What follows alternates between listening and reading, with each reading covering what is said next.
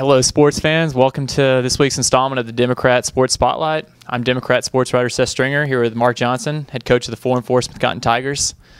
First off, how are you doing today, Coach?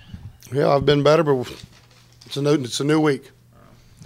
Well, following last week's 35-10 loss at Camden, you immediately shifted the focus to Waynesville, who y'all host this Friday in a Class 5 District 6 contest at Jaynes Stadium. Seems like a must-win situation for y'all against a team that upset Raleigh 23-21 last week. Is that the attitude around their locker rooms right now? Well, I'm not sure it's an upset, them beating Raleigh. Raleigh's a good football team, but so is Waynesville. They're 4-4 and have beat some good people in that conference that they play in. So I'm not sure that's really an upset. But Waynesville's a very good football team. They're very big up front. They throw the ball extremely well out of their spread. So it's going to be quite the challenge for us. Waynesville's in the driver's seat with that win. They got a lot to play for also. And talking with head coach Rick Vernon, he mentioned it'd be no easy task to shut down y'all's aerial attack, orchestrated by Dominic Smith and his favorite target, Travis Tyndall. Smith's eclipsed the 100-yard mark in 4 straight games, but he definitely needs to see more than a 30-yard effort from his backfield like he saw last week. Well, I've never been told I need to shut down my passing game before. Yeah, we got to get back running the ball. I mean, Camden's defense, their front seven was just better than we were, and we had to try to find a way. And I thought we executed very well in our passing game, but we're a run-first offense, and we'll get back to running this week, hopefully. Is any person in the backfield good to see the bulk of the workload? No, we're going to rotate around a little bit. You're going to see more Billy and Addie both in the backfield at the same time. Probably going to see Dom a little bit at the doubles back, and but there's not going to be a lot of changes. But we've got to come up with moving the ball. But it's not our running backs right now; it's our offensive line. Last week turnovers were a problem too. 2 on the first 4 offensive plays.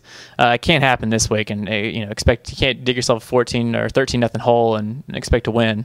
I don't think anyone can, give up 14 points and expect to win. You just can't turn over. You got to make them earn everything. When they only have to go 22 yards for a touchdown twice, less than 22, you're putting yourself in a bad situation, and we can't do that with our defense. We got to keep our offense on the field, and we have to score when we get our chances.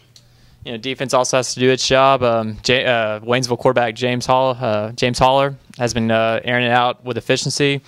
He's coming off a 220-yard performance with 3 TDs against Raleigh.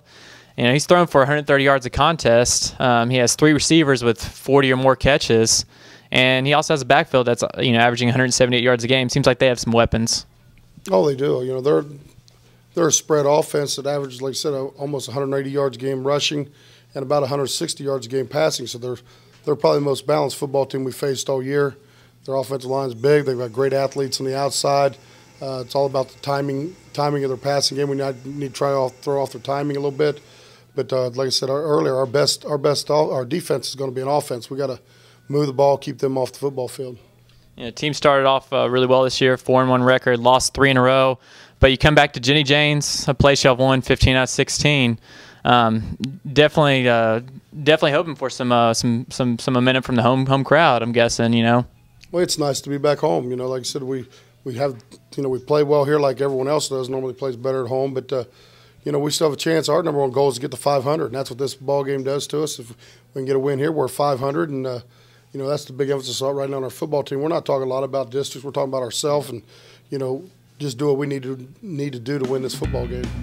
Hey, well, you heard it here from the 30-year veteran coach. Join us next week, and we'll discuss the matchup against Raleigh next week.